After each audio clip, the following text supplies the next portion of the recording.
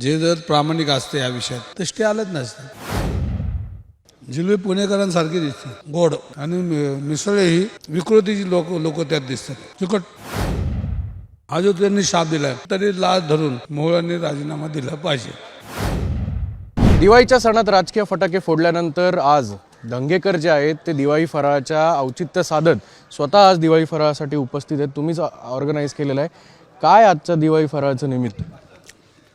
दिवाळी साजरी करत असताना आपले सगळे मित्र परिवार एकत्र येऊन एक दिवस दिवाळी साजरी करायची आहे. गेली कित्येक वर्ष मी ही प्रथा पाळतोय आणि अनेक आता माझे मित्र परिवार आज या ठिकाणी उपस्थित आहे. मी आता सकाळी खाऊन घेतो, मग दिवसभर आता लोकांना भेटायचे आणि मग ह्या दिवाळी निमित्त आम्ही सगळे एकत्र जमतो. तुमच्या दिवाळी फराळात आज मिसळ दिसते, जिलेबी दिसते आणि भजी दिसत आहेत.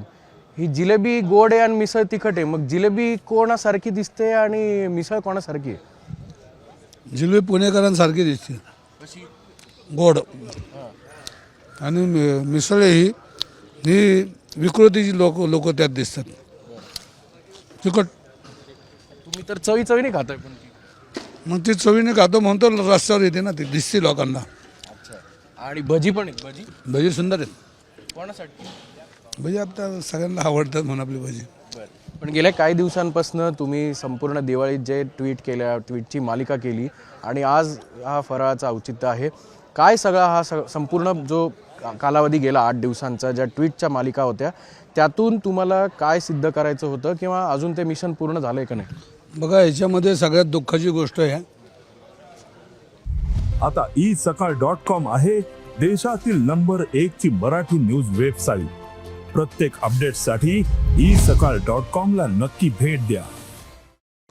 की जैन धर्माचे जे साधू आहेत ते काल ज्या पद्धतीने तळतळून बोलत होते आणि ते शाप दिला त्यांनी की ह्या जागेमध्ये ज्यांनी भ्रष्टाचार केला, ही समाजाची जमीन खाल्ली, हा जो त्यांनी शाप दिला ह्याचं तरी लाच धरून मोहोळांनी राजीनामा दिला पाहिजे.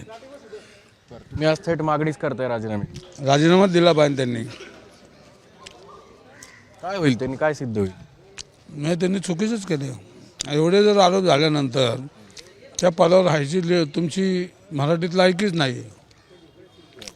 काल अशी चर्चा आहे की थेट त्यांनी मुख्यमंत्र्यांची भेट घेतली आणि त्यावेळेला देखील अनेक चर्चा केल्या आणि त्यावेळेला देखील तुमची तक्रार केल्याची माहिती जी आहे ती मुंबईतनं मिळते. माझी तक्रार नाही, उलट माझ्या बाजूने फडणवीस साहेब बोलतील, कारण दंगेकर मांडतात हे योग्य आहे आणि तू ज्या पद्धतीने महावीरांची जागा खाण्यासाठी प्रयत्न केलेत त्याच्यात त्यांना ती चाणक्य राजकारण आहेत, उलट ते त्याला ॲक्शन घेतील हा माझा विश्वास आहे. तुमची जी सल आहे किंवा तुमची जी चीड आहे ती वैयक्तिक नाही.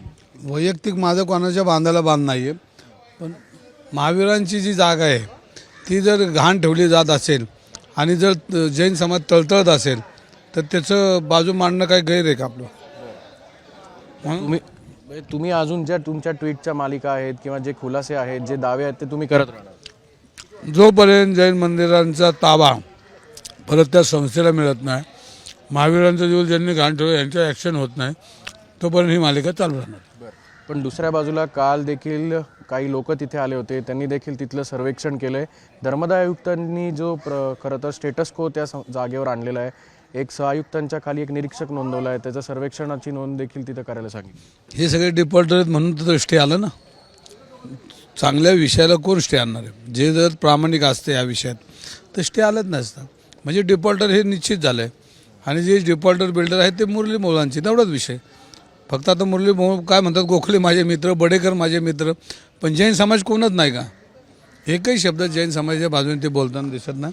तेव्हा ही जागा मी परत द्यायचे प्रयत्न करेन. एक स्वप्न 2-4 हजार कोटीचं बघितलं आहे, ते स्वप्न धुळीला मिळतं का नाही ह्या भीतीने ते काय बोलत नाही.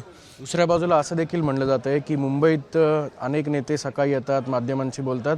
तसंच तुम्ही आता सुरू केलं आहे पुण्यात पण, रोज सकाळी रात्री एक ट्विट करायचं आणि सकाळी परत माध्यमांसमोर बोलायचं, पण त्याला विरोधकांकडनं अशी टीका होते की तुमच्याकडे काही पुरावे नसतात म्हणून. आता जर तुम्ही सांगा, एक बडेकर कंपनीची गाडी पुणे महानगरपालिकेचा लोगो वापरतात, ही पुणेकरांची अस्मिता धुळीला मिळवायची आहे का नाही? आता ती काहीच कबूल करत नाही. काल म्हणलं ते दंगेवर गुन्हे आहेत, ठीक आहे, पण तुमच्यावर गुन्हे एक बी नाही. मी आज ॲफिडेविट प्रतिज्ञापत्र त्यांचं त्यात 5-6 गुन्हे आहेत त्यांच्यावर. त्यांनी दिलेलं प्रतिज्ञापत्र आहे तेही खोटं असेल तर आता त्याच्यावर तर मी काय बोलणार, ते सगळंच खोटं म्हणतात. तर आपण खरं आता काय त्यांच्याकडून वधून घ्यायचं. म्हणजे तुमचा लढा हा फक्त आणि फक्त त्या जैन बोर्डिंगच्या विषयासंदर्भात. वैयक्तिक माझी लढाई कोणाबरोबर नाही, ना भाजपबरोबर ना मुरली मोहनबरोबर, पण विकृतीबद्दल माझी लढाई ती थांबणार नाही. आजचं फराळचं आमंत्रण दिलं का तुम्ही मुरलीधर मोहोळांना?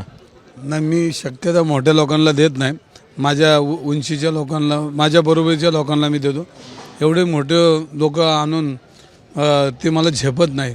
आपले सर्वसामान्य लोक आमची त्यांना बोलतो. महायुतीतले पदाधिकारी कार्यकर्ते येणार आहेत? जे काय मित्र परिवार माझा हा कार्यक्रम आहे, कुठला पक्षाचा नाही. सगळे पुणेकर येत आहेत, जेवढे माझे मित्र आहेत ते दरवर्षीप्रमाणे आम्ही निरोप देतो ते येतात. आपण बघू शकतो दिवाळीचं निमित्त आहे. मिसळ ही खरं तर तिखट असल्यामुळे विकृतीची आणि ताटात असलेली जिलेबी आहे ती पुणेकरांसारखी गोड आहे आणि याचाच आस्वाद घेत रवींद्र दंगेकरांचा दिवाळी फराळ जो आहे तो आज पार पडतोय. पण त्यासोबतच फराळासोबतच राजकीय फटाके जे आहेत ते असेच पुढे कायम चालू राहतील असा विश्वास त्यांनी व्यक्त केला आहे. कॅमेरामन किरण काजेसह अक्षय बडवे, साम टीव्ही न्यूज, पुणे. देश विदेशातील प्रत्येक घडामोडींचे लाईव्ह अपडेट मिळवण्यासाठी आता साम टीव्हीच्या सर्व सोशल मीडिया प्लॅटफॉर्मला लाईक, फॉलो आणि सबस्क्राईब करा. तसंच सर्व नोटिफिकेशनसाठी बेल आयकॉन प्रेस करायला विसरू नका.